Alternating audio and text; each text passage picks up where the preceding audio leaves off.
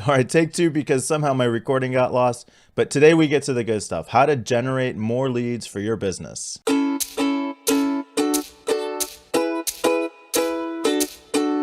Hey guys, welcome back. I am Mike Sutton with bbh.bz. I work with first generation small business owners and entrepreneurs on developing the beliefs, mindsets, habits, and skills necessary for small business success. And today we are going to get to the good stuff and really dig into generating leads for your small business. This is one of the biggest questions that small business owners have. So let's get to it. And in looking at how to get new leads for your business, I really want you to understand why this is important, because one of the main things small business owners come to me with is they're not closing enough sales. And no matter how high your close percentage is, it could be 100%. If you're not getting enough leads, your business isn't going to grow the way you want it to. One of the top questions I get is with regard to sales is that business owners know that they need to detach from the results. They know they need to act like they don't need the sale, but they really feel like they do need the sale. And how do they let go of that? Well, a huge key is generating more leads. If your livelihood is dependent on closing every one of the few meager leads that you get, then there's a lot of pressure to do that. But if you've got plenty of leads coming in, it takes off the pressure to close every single one, and you get more practice, so your close percentage is going to skyrocket. And the way we get there is to take more action.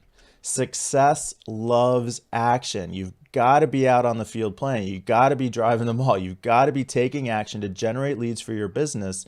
And the more you can take responsibility for that, the more you can take action towards that, the better the results you're going to get. Now, like I said, there's far too many specific ways to generate leads than I could possibly get into in depth in a video of this length. So I'm going to add a lot of detail to the show notes, and I'll link to some other great articles that I found on the topic. But for now, let me just give you a broad overview of what some of your options are. You can be generating content for your audience, writing blogs, producing podcasts and videos, much like I'm doing here. Really, it's a chance to educate. It's a chance to let them get familiar with you. Great way to stay in front of and serve your target market as you're trying to generate leads. You also have lots of opportunities for expert positioning. You can be writing a book. You can be looking for speaking engagements. You can be looking to get interviewed on TV or radio or in newspapers. You could be doing direct outreach. This is great for social media. You find people who have a problem that you can solve and message them and invite them onto a sales call or invite them to a next step, make some offer to them to continue to build and develop the relationship. Networking face-to-face, great opportunity, kind of old school. One of the things I've done as a virtual business is I'll get together for virtual coffee with people, and we'll do video chat over Skype to get to know each other and in replace of that one-on-one face-to-face networking.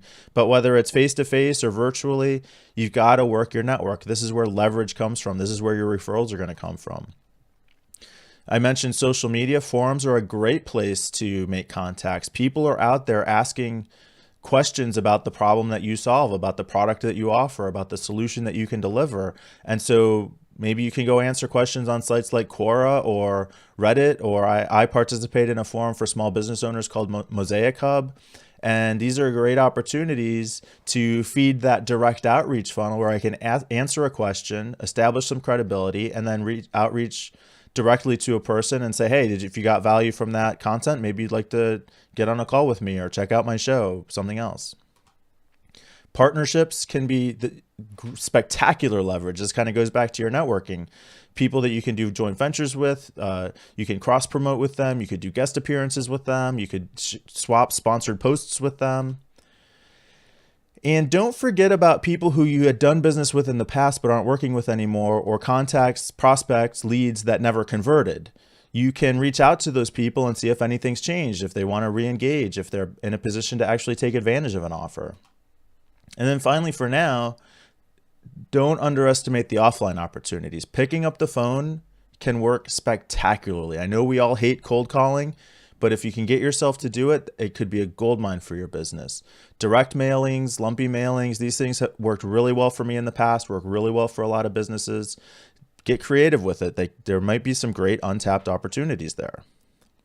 And once you've done all the work of generating all these leads, you have to be capturing them. Don't forget to capture your leads. There has to be a way for people to opt into your list, to reach out to you, to get you on the phone, to leave a voicemail, to get you an email. There has to be some way for you to get their contact information so that you can have control over what's probably the most important step of this entire process, which is follow up with your leads. I used to get leads from my IT company, and I'd close a sale, and then conversation later find out they'd tell me they reached out to 3 or 4 people through their websites, and I was the only one who called them back. So I know this isn't a problem for you. I'm sure you're following up with your leads, but following up quickly is a huge advantage. You don't have to do anything else right. If you can follow up quickly, then that is going to set you head and shoulders above your competition. So don't pass up that opportunity. Absolutely follow up with your leads. And that's what's going to lead to the next step, which is actually getting out there and asking. Ask for a sales meeting, ask for a phone call, ask for a follow-up, ask for an opt-in, ask for the sale. You have to ask for what you want. Your market, your prospects want to be led through the sales process. They want to engage with you, but they have to be given the opportunity. They have to be given permission. The people who are the best fit for you want you to ask them to come in closer. So don't be afraid to ask. That's what's going to keep this whole thing working and getting you towards growing your business and reaching your financial goals.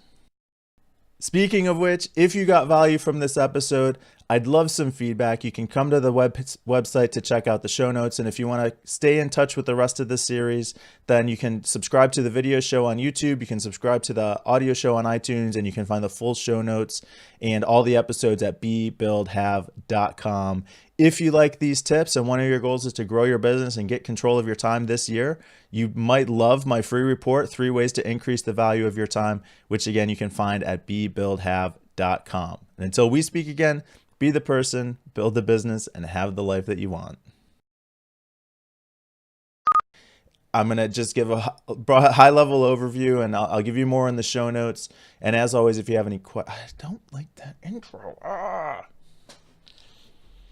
So that you can do what's probably the most important step of all of this, which is to actually follow up with your leads. I screwed up the slides.